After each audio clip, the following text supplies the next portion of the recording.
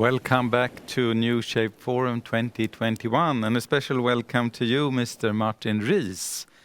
You have been in the field of risks for a long time. You were the co-founder of the Center for Study of Existential Risk, and you're also a British cosmologist and astrophysicist, and you are appointed Astronomer Royal. And we are very happy to have you aboard. It's a great pleasure to be on this show. Yeah.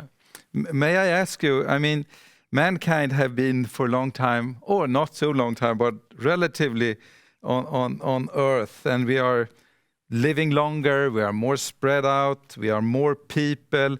Are we at bigger risks today than we have been before? I think we are, because as an astronomer, I'm aware that the Earth has been around for 45 million centuries.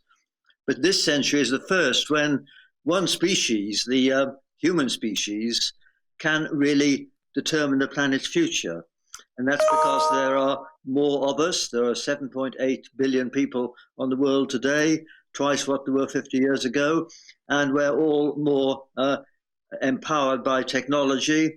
And have higher expectations. So this is the first century when we are deep in the Anthropocene, when we are really at risk of causing irreversible damage to the planet through climate change and loss of biodiversity. So this is a very special century. Would you say that there is now an awareness of that we on different fields and around the globe, that we know about these threats? I think there's an awareness, but of course the problem is that they are sort of insidious and gradual. It's not like a pandemic, which is a sudden global disaster. It's something which we can predict will become more serious over the coming decades. But it's very hard to persuade politicians and the public to take measures now to guard against something really bad, if that something is in a remote part of the world and 50 years ahead. So I think we are improving, and politicians tend to think locally about their nation and short term about what happens after the next election, and we have to change that thinking. Mm-hmm. And I think we've got to persuade politicians that most people do care about the world they will leave for their grandchildren. Mm. And scientists themselves don't have very much impact, but I think they can help if their voice is amplified by charismatic figures. Mm. And I think, as we all know, the world's been greatly helped in raising awareness by 4 very different charismatic figures. I'd mention Pope Francis, David Attenborough, Bill Gates, and Greta Thunberg. Mm. You couldn't imagine 4 people more different from each other than those 4, but they've all helped to raise awareness so that there is a realization among politicians that the public does care about these issues. And of course, we know that business has, in fact, changed its tune very much in the last 2 or 3 years.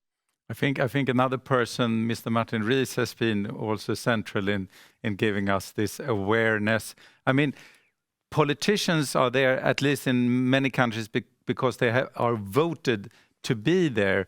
How important is then the awareness and the steps taken by voters, by people in the civil society?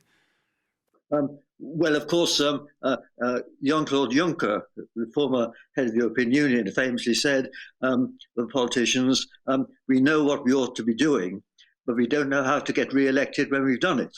Mm.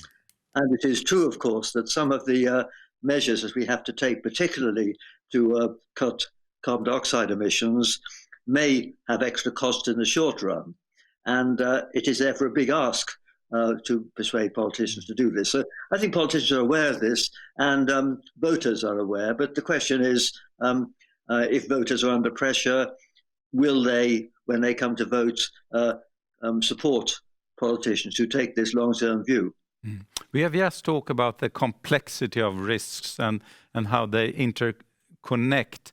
I mean, if there are risks on a local level, on a national level or a regional level, I mean, there are tables where we can meet and discuss that, and we can even make laws, and we can have courts. How do you see these possibilities on the global level? Do we have a global governance to handle these cross-country challenges? Well, it's difficult. We do have, of course, some effective global organizations like the World Health Organization, the International Atomic Energy Agency, etc., and we are probably going to need more.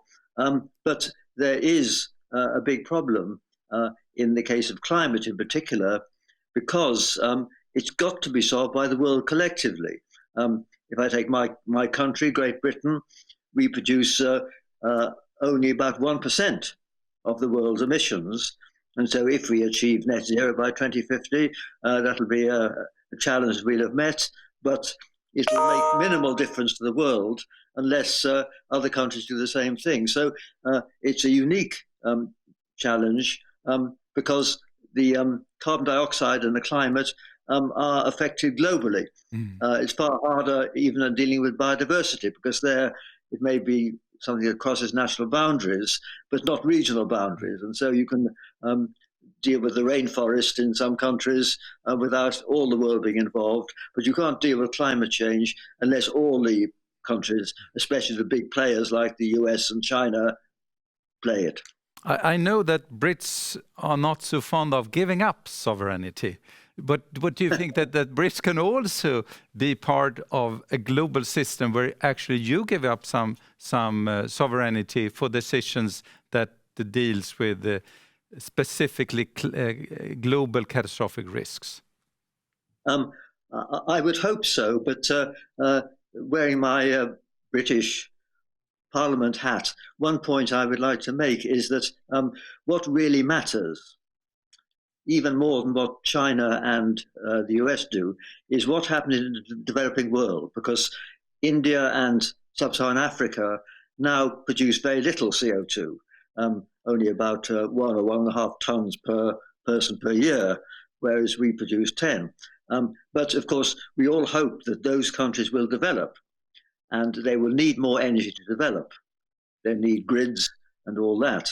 And what we've got to do is to do everything we can to ensure that they can afford to leapfrog directly to clean energy, because they have leapfrogged to smartphones, never having had landlines, for instance, and we've got to do all we can to ensure that they are able to make that leap in the case of energy. And I would say that in my own country, we may be 1% of the world's emissions, but we have perhaps more than 1% of the world's clever ideas in the past.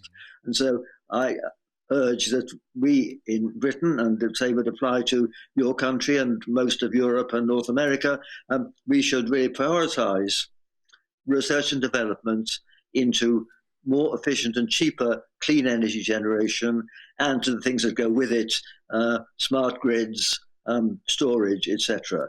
And it's hard to imagine a more inspiring challenge for young engineers than to provide clean energy for the developing world. Right.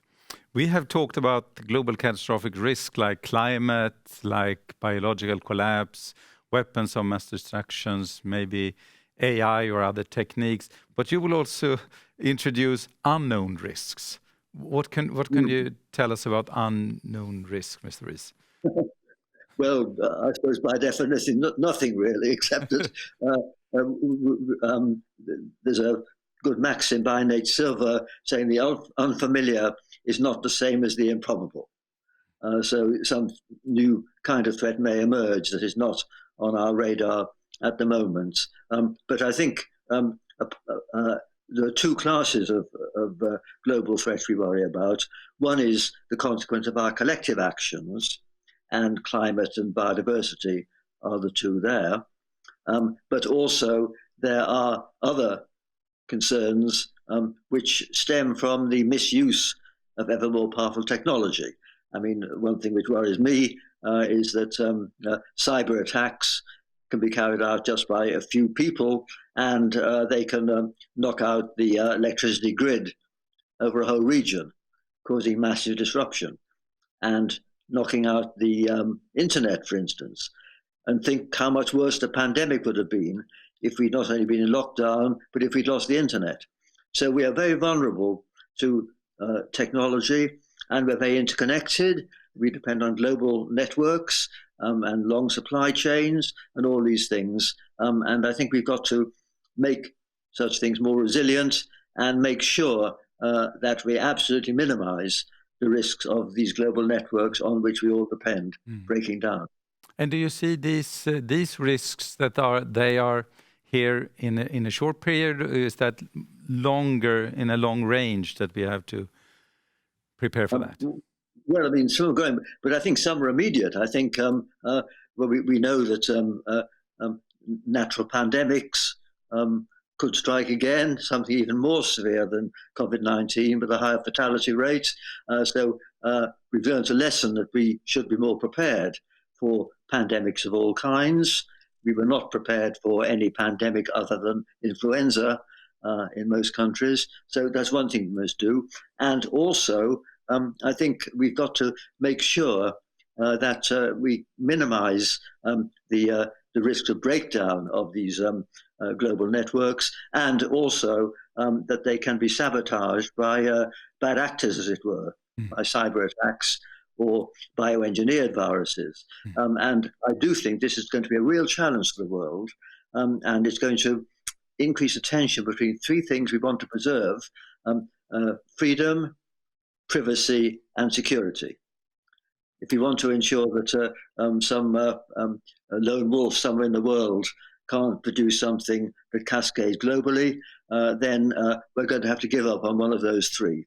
And I like to say the global village will have its village idiots, but they will now have a global range. And that's a new threat which has arisen from the more powerful technologies which are now widely accessible. And bio and cyber technology is widely accessible dual use. You can't build a nuclear weapon in your garage, but you can, using existing labs or existing widely available computers, do a huge amount of damage. Right. I have some questions here that I will highlight, but I would like to invite the rest of the thinkers tank that are with me still, and that is David Heyman and Erin Sikorsky.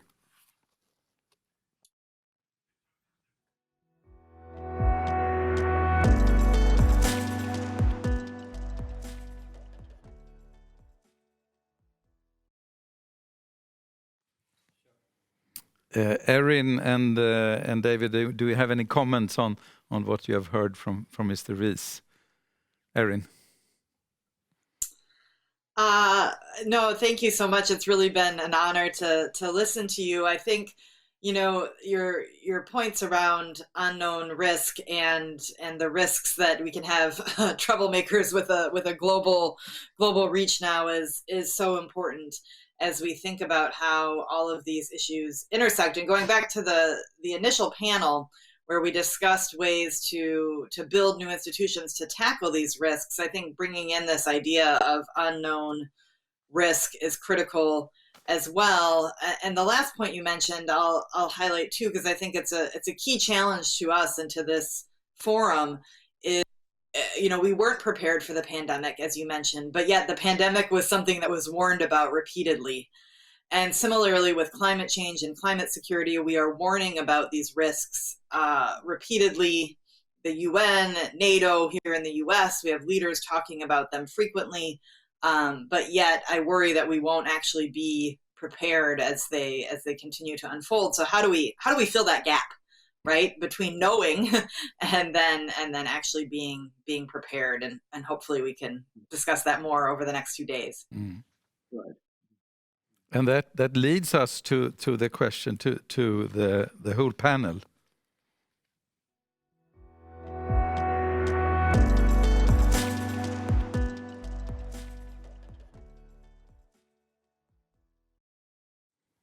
How can we actually prepare for the unknown risk? Mr. Rees, can you please repeat these three things that you said that we should keep when we reform the system? It was freedom. Yes. Well, this is when we are trying to cope with the risks due to misuse of powerful technologies like bio and cyber. We want to keep liberty, security, and privacy. Mm. Those are three things, Right. which we want to keep.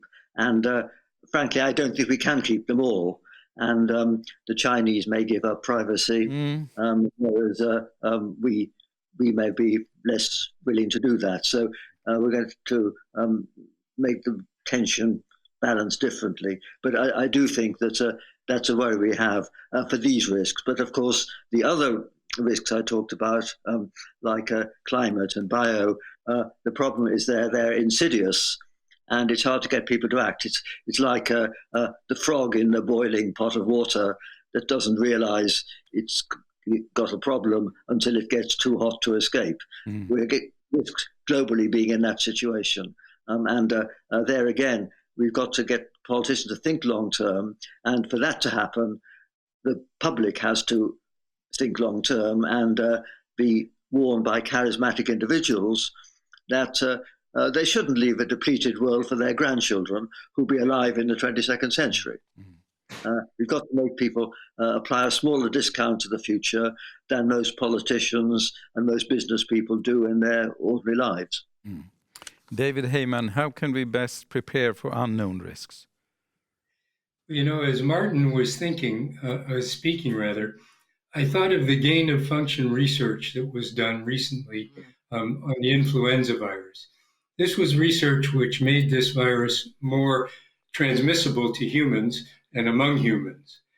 This research was done in several institutions around the world, which are institutions of high repute. The government solution to this was to stop funding research on gain of function. The solution, however, really is to get the scientists together, let them talk about the issue, and really develop their own framework around those risks, rather than having governments say, we've solved the problem, we won't fund the research anymore. So governments take a way of making a decision which gives them confidence, but in the end, the true confidence can come when the scientists working together develop a code of ethics that they will follow in gain of function research. And this carries over to other issues as well. I would like to ask a question from a viewer here on ethics, because, I mean, we talk about new technique can help us, but can also, what threat could new technique make? And he lifts forward the commercial space flight that is now as a tourist thing, that perhaps the technique can help us, but at the same time it might make some danger. And the geoengineering, for instance, that also is there to help, but also could be very difficult and dangerous. Erin, what do you say? Sure, I think that's a great question, and I think geoengineering is a great example of an area where we need the type of thing that David just talked about, where you need to get folks together who are working on the topic, who have a stake in the topic, so not just the scientists, but also politicians, politicians from communities that may be affected, to work through how do we govern this technology, how do we set the rules of the road. And we need to do that quickly, because clearly the technology is already advancing, and there's a real risk that individuals, private companies, without consulting the global community in the right way. So getting ahead of it and thinking about how do we build resilient systems, how do we build trust. I think so often when we think about managing these problems, we often think about concrete things related to resilience. But we need to think much more about the intangible parts of resilience around trust and the societal relationships between societies and their governments. How do we think about history and shaping resilience? All of these things to get ahead of these technologies and really get creative thinkers in the room to think about how things may be used in different ways in the future. You know, I think one exercise you can do is go 20 years in the past or 30 years in the past and think through technologies that were being developed then how little we thought through how, this thing everyone has in their pocket now will shape the world going forward. And so how do we get ahead of those risks? Yeah. Mr. Rees, how creative can we be, and how dangerous can that creativity be?